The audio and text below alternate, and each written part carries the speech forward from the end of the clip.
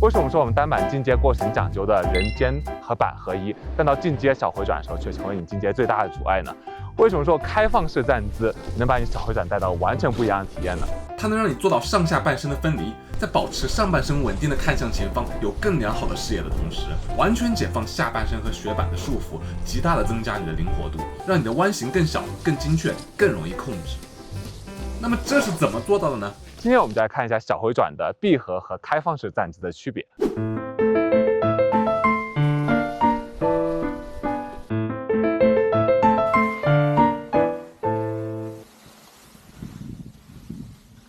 看到我们单板小回转前3期课程的小伙伴们，已经可以把你的弯形滑得非常圆润，对上半弯也有着非常好的控制。而我们第3课学习了团身换刃之后，它可以极大增加你换刃的速度。那么今天我们俩练习的开放式站姿，就可以极大程度增加你的灵活性。我们先一起来滑一下，看看闭合式站姿和开放式站姿的区别。然后我们会用3个小练习，带你更好的掌握开放式站姿的滑行。开放式站姿对核心带转的要求非常高，如果对这一块还不是特别熟练的小伙伴们，可以看一下我们之前进阶篇的内容。我们先看一下闭合式站姿的小回转，这个时候你的肩膀、胯、板几乎是时刻保持一条线的。可以很明显的看出来，闭合式站姿的滑行有非常好的稳定性。我们今天选这个雪道也是比较 bumpy 的，有很多这样雪包。但在我们闭合式站姿的滑行中，可以较容易的随时保持重心在板的正上方，每一个弯都有非常良好的控制。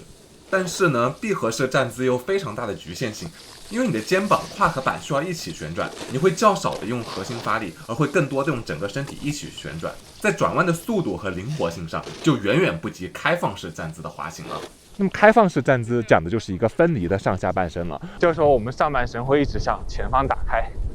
然后通过下半身在身体的两侧画圆。这个动作呢，和这个我们到时候课滑学的滚刃会有点相似，但是又跟滚刃有很大不同。滚刃的时候呢，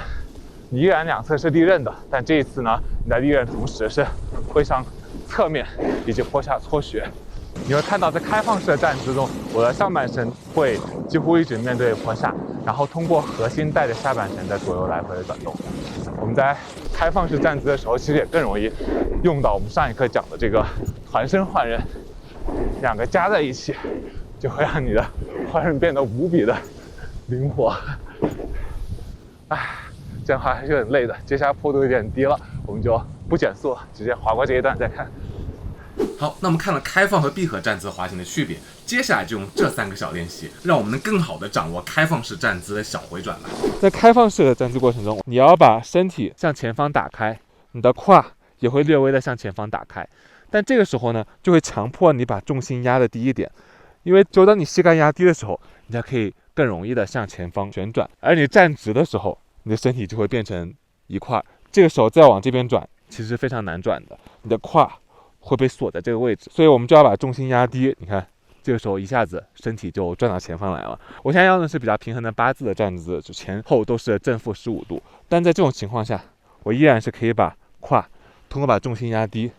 把胯向前打开很多的。当我们找到在平地上开放站姿的标准姿势之后呢，还有一个非常关键一点，就是要练习一下我们在开放站姿的过程中，胯在水平方向的扭动。这点非常关键，也是大家学习开放站姿最困难的一点，所以我需要在这里演示一下。大家也可以在平地上做一下这样的练习。我们在闭合站姿的滑行中呢，因为你的人板合一的，所以你的核心收紧，并且它的主要作用是维持你上下半身的稳定性，始终保持在一个平面。这个时候你只需要把核心收紧，让你的上下半身固定住，像焊在一起就可以了。但是在开放站姿的滑行中，这样就不行了，因为你的上半身始终保持向前方打开，你的核心在维持上半身稳定的同时，需要带动你的下半身在水平方向的旋转。这也就意味着，在你开始旋转的时候，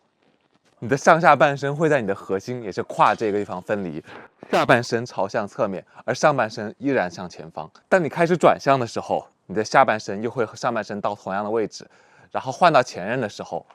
你的上半身还是向前方，而你的核心则控制你的下半身向侧面，所以连起来就是这样一个动作，保持上半身向前方打开，而下半身在核心的带动下左右晃动。这个上下分离的动作和我们单板刻滑模块第4个课时开放站姿有非常多的相似之处。两者都有静止的上半身，不过不一样的是，小回转有更多腰部的发力，带着板在水平方向画圆，而刻滑则更多的专注于下半身快速折叠利刃以及滚刃。如果同时在学习这两个模块的小伙伴们，可以把这两个练习同时结合起来，看看有什么不一样。是不是发现我们所学的很多内容都已经串起来了？这就是体系化教学的好处。好，我们继续。要滑好我们开放式站姿的小回转呢，第一个最重要的就是激活你的核心。我们要到这个动作和我们之前核心带转那一批讲的动作有一点相似，但是会把它做得更加极致，就是我们核心带转的花瓣弯，就是我们往侧面朝一个方向滑的时候，连续的往一个方向的转弯。在这个时候呢，尽量保证你的上半身静止，然后感受通过你的核心的收缩，带着你的雪板在一个方向来回的转动。最重要就是找到这个核心发力的感觉。我们一起来看一看，在最开始我们滑花瓣弯的时候，你这个弯可能不会往坡上拐得特别大，但你可以渐渐增加这个幅度。我们一开始可能是这样的，幅度稍微小一点，更容易掌握。最开始幅度的大小不是很关键，但最关键就是找到你上半身不动的情况下，你的核心带着你雪板转动的感觉。当你这感觉找好之后呢，可以渐渐的把这个幅度做得更大一点。看，几乎是一个静止的上半身，但我的雪板转动的角度，尽量让它的这个角度能做得越来越大。现在演示一下前刃，我们向侧面走的时候，记得观察一下周围有没有人呢？保证你的上半身静止，感受你的胯带着你的雪板在这个方向扭动的感觉。好，当这感觉找好，我们再试一下左脚的后刃，也是这样的，花瓣弯，花瓣弯，花瓣弯，记得时刻观察坡上有没有人下来啊。好，再来左脚的前刃，再来一次。接下来说一下，在这个练习中常见的一个错误就是反拧。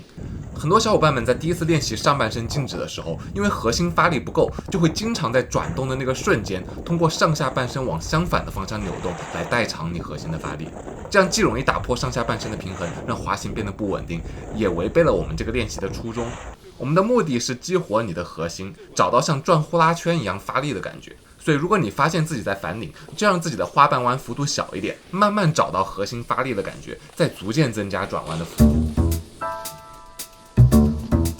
一旦当你能熟练的完成这个动作，就代表你的核心发力的感觉已经找得非常好了。你一个衡量自己的标准就是上半身不动的情况下，雪板转过的角度超过90度。如果达到这个情况下，我们就可以把它带到你的正常的换刃滑行过程中，感受一下在上半身静止的时候，通过核心发力带着雪板的两侧转弯的感觉。不过在继续我们练习之前呢，我想给大家推荐一款我自己用了很多年，我特别喜欢的雪镜，就这款 Outdoor Master。它不仅有非常好看的外观，性价比超高，而且搭配了这款蔡司的镜片，戴上去之后视野真的超级棒。我最喜欢的一点还是它的磁吸快拆镜片，从白天这种大晴天滑到这样的阴天，太阳下山，你只需要掏出另一块增光镜片，就可以完成一键换装，只需要用手在侧面一按，把你的新的增光片往上一放，瞬间让视野变得更加清晰，怎么摔怎么晃都不会掉。如果现在还没有合适雪镜的小伙伴们，记得用我们视频下面的链接，同时输入我们专属的折扣码 KK20，还可以享受额外20%的折扣，非常值得一看哦。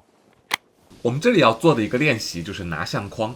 想象你握着一个相框，要用这个相框把你前进的方向框住，而你的双手则是握在相框的两侧，并且举在身前。为了保持相框始终框住前进的方向，你的双手和上半身就要稳定的朝向前方，既不能随着雪板的转动而转动，也不能反拧。前几个换刃我们速度稍微慢一点，保证上半身的上扑下打开这个动作。当这个动作做得比较熟练之后，我们就可以逐渐加快节奏。如果觉得累的话，手也不需要举这么高了，但是依然要保持上半身稳定的看向坡下，用核心控制雪板在身体的两侧不断的画圆。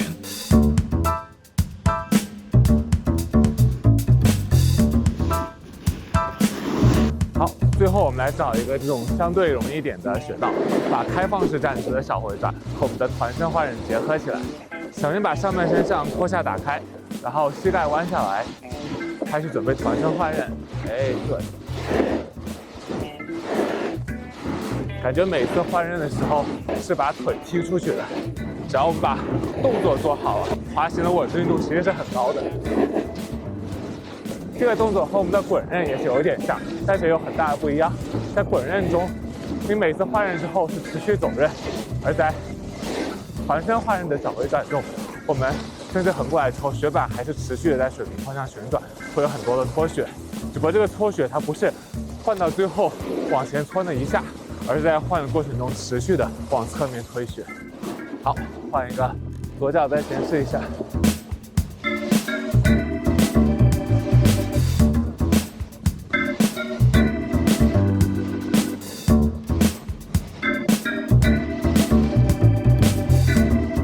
一旦你找到这种在团身的状态下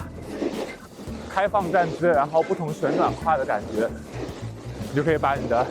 这个小回转滑得非常顺利，在各种不同的地形下也会滑得越来越游刃有余。好了，这就是我们单板小回转开放站姿的全部内容了。多练习开放站姿，能让你更好的用核心发力，把小回转滑得更加灵活。不过要记住，开放站姿并不是一定就优于闭合站姿，在雪况较差、有很多蘑菇或者地形复杂的情况下，我们还是会用到很多的闭合站姿来增加身体的稳定性。而在你的滑行中，随时调整开放和闭合站姿所占的比例，来适应不同的情况和地形，以及达到你想要的滑行效果，才是你最终的目的。而我们小回转正式课程的最后一课，也要学习一个会更多用到闭合站姿的动作，也就是臀跳。它会让我们把对雪板的压力控制发挥到极致，每一次入弯的时候都可以把压力储存在雪板中，然后在出弯的时候释放，让你的小回转有更多的表现力。它也将是我们滑好下一个模块大山野雪最重要的一个基本功。如果感兴趣的小伙伴们记得关注，我是 KK，我们下期再见。